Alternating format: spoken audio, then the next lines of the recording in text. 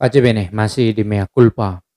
Perhatian saya tentang hubungan umat Katolik dengan Paus semakin khusus.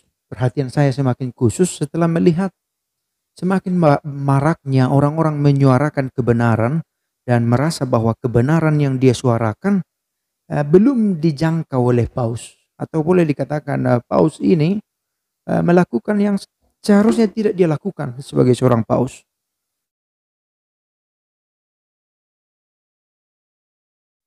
Nah, oke, saya justru berpikir andai saja Paus melakukan kesalahan, andai saja, apa yang harus kulakukan? Nah, saya mencoba menemukan jawabannya dalam dua syukur agung kita di dalam perayaan Ekaristi. Bagaimana seharusnya saya bersikap kepada Paus, terhadap Paus. Kita coba buka dalam dua syukur agung pertama. Sudilah menerima dan memberkati persembahan suci ini yang kami sampaikan kepadamu untuk kepentingan gerejamu yang kudus di segala penjuru dunia. Berilah umatmu damai, perlindungan, persatuan, dan bimbingan bersama hambamu Bapa Suci Fransiskus dan uskup kami. Siapa sekarang uskupnya? Meminta doa dengan harapan ada bantuan, ada bimbingan, supaya terjadilah perlindungan persatuan di dalam gereja bersama Bapak Paus. Nah, siapakah kita mencoba mendoakan Bapak Paus dalam segala kekurangannya? Tanda petik, benarkah Paus sekarang ada kekurangannya? Questionable, bisa dipertanyakan. Jangan-jangan dia sedang melakukan apa yang Kristus kehendaki. Ya, ada yang mengatakan God knows. Ya, makanya karena God knows, Allah yang tahu, maka yang bisa kita lakukan adalah berdoa, mendoakan dia. Nah, pertanyaan, siapa di antara kita mendoakan Paus supaya benar-benar membimbing, menemani, mengepalai kita gereja yang berziarah ini dengan baik? Nah, oke, kita coba lihat lagi rumusan lain. Semoga saja harapan kita begitu ya. Eh, Kalau ternyata kita merasa menemukan sesuatu yang lebih benar, yang seharusnya dilakukan Paus, kita bisa bersikap dengan baik. Agar jangan sampai kita seperti anak yang durhaka. Ada banyak anak sekarang lebih cerdas dari bapaknya, lalu dalam situasi itu bagaimana? Apakah saya akan memberitahu kepada tetangga, bapakku ini tidak tahu? Atau apakah ada cara lain yang bisa kita tempuh, bukan menoleransi kesalahan, tetapi di satu sisi juga serentak merawat keluarga ini menjadi keluarga yang baik. Ya Bapak, berkatilah gerejamu dalam dua syukur agung kedua yang tersebar di seluruh bumi. Sudilah memupuk cinta kasih persaudaraan umatmu dalam persatuan dengan Bapa Suci Fransiskus. Dikatakan dalam dua syukur agung kedua. Justru kita meminta cinta kasih persaudaraan. Apa yang terjadi? Kami dan kalian dibentuk oleh Konsili Vatikan kedua. Kami yang menolak, kalian yang menerima. Bukan pada level itu. Kalau ternyata ada yang keliru, doakanlah. Ada cinta kasih persaudaraan dalam umat. Kita juga harus berpikir bahwa gereja tetap sedang mencari formula terbaiknya untuk membawa sabda tetap relevan pada zaman ini tanpa kehilangan prinsip mendasarnya. Itu yang paling jelas tampak dalam keputusan kepausan tidak memberikan berkat kepada pasangan sesama jenis. Bukan tidak soal mau tidak mau, tapi gereja tidak bisa.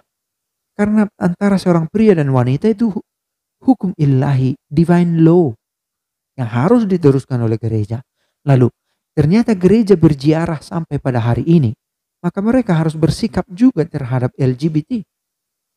We welcome you.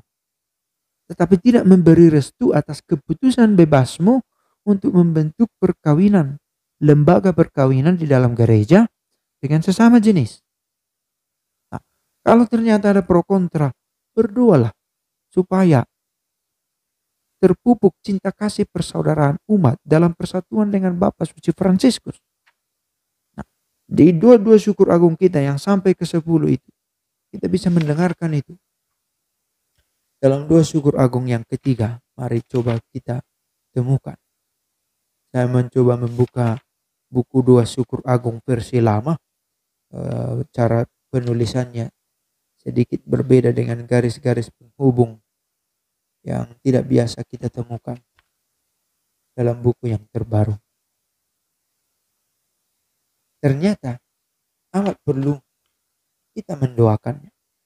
Kuatkanlah iman dan cinta gerejamu yang kini masih mengembara di dunia bersama Bapak Suci Fransiskus. Bapak Suci sedang mengembara sebagai bagian dari gereja. Kita juga mengembara.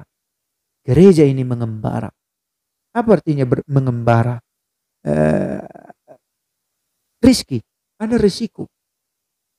Ada ketidakpastian yang kita hadapi di perjalanan.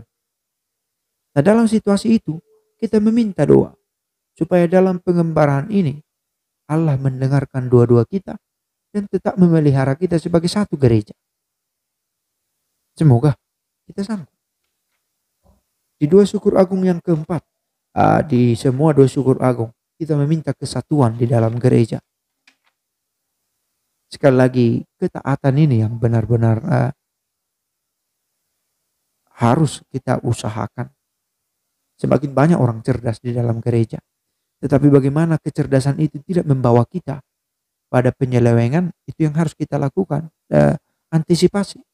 Lihat, ternyata ada beberapa orang Yunani yang ingin bertemu dengan Yesus dalam bacaan hari ini. Prapaskah kelima. Jangan sampai semoga ini bisa menjadi teladan. Begitulah. Orang Yunani kaya akan pengetahuan. Tetapi ada juga yang masih rindu. Tuhan, kami ingin menemui Yesus. Katanya kepada Filipus. Semoga pengetahuan kita menuntun kita juga masih menuntun kita lebih dekat kepada Allah. Maka berkatilah ya Bapa semua saudara yang kami doakan dalam perayaan ini. Khususnya Bapak Suci Fransiskus. Kita minta doa khusus. Tidak gampang berada di posisi itu. Ketika dia harus mengambil keputusan. Kemarin memang benar. Andai kata gereja mengambil sikap. Oke, dengan ini diberikan berkat kepada sesama jenis. Apa mau dikatakan lagi? Pasti ada protes. Dan memang tidak masuk akal itu. Dan sekarang dinyatakan. Ada berkat. Tetapi bukan untuk sesama jenis. Ribut juga. Benarkah kita sungguh pertama menerima paus dan ada ketundukan padanya, bahkan lebih lagi berdoa untuk dia? Pelajaran-pelajaran ini kiranya untuk saya juga mengingatkan tentang arti penting menjadi bagian dari gereja dan untuk kita semua. Pace bene.